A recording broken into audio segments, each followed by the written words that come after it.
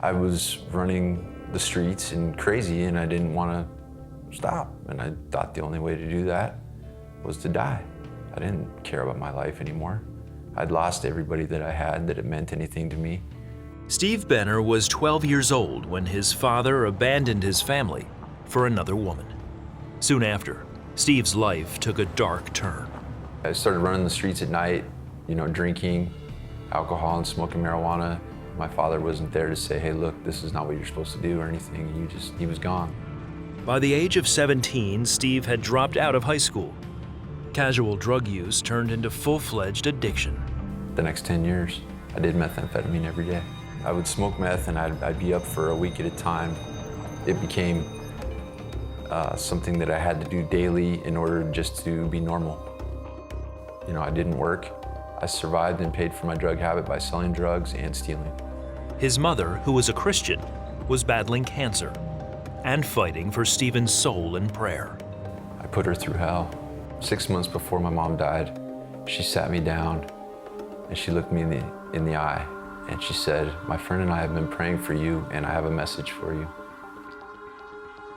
And she said, in 5 years, you're not going to be the same person. You're not going to look the same. You're not going to act the same. People won't even recognize you. And I looked at her and I laughed. And I got up and walked away. When his mother died, he used meth to block his rage and pain. Methamphetamine numbed me. I felt no pain. I didn't feel anything, although I was very angry. Nothing mattered. Having a good job didn't matter. Having a family didn't matter. Nothing mattered. After years of drug abuse and criminal activity, Steve was caught breaking into a home. Police trapped him in a nearby business restroom. At that point, I decided that I was not going to prison. I was gonna end my life that day. And I pulled out a large knife and I kicked the bathroom stall open. They tried to talk me into setting the knife down and I wasn't gonna do it. And I told him, if you get close to me, I'm killing you. And he raised his gun and he was about to kill me.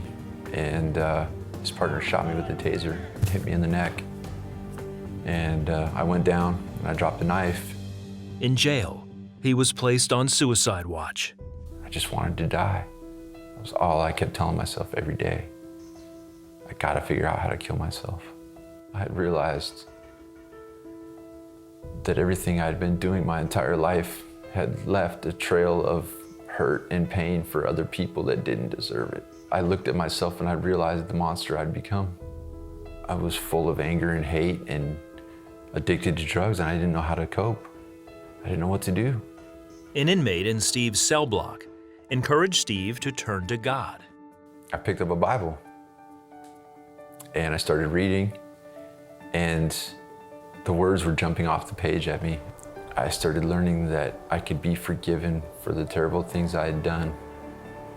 Alone in his cell, Steve asked God to forgive him. I said, Lord, if you can fix my life, you can have it. I'm worth nothing.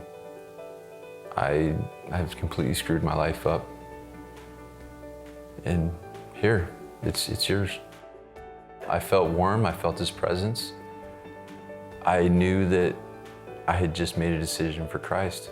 I had hope again. It was like I woke up one day and I smiled for the first time in 20 years. And I realized it, and I got goosebumps. Steve says God immediately set him free from drug addiction. At that moment, he realized it had been 5 years since his mother had told him that his life would change. Everything changed. I was happy. And I was looking at 7 years in prison, and I wasn't worried about it. I had peace. After serving his sentence, Steve was released from prison in 2014. The hole left in his heart by his dad's rejection had finally been filled with love from his heavenly Father. I feel love that I haven't felt in so many years, and I have a Father that I can depend on now. He'll never leave me or forsake me. You're never too far gone. As long as you're here and you're still breathing, God can reach down in the pit of hell and He can pull you out and set your feet on solid ground. And He can clean up your messes. No matter what you've done, it's never too late. As long as you're still breathing, it's not too late. You can turn to Jesus and ask for help, and He'll answer your call.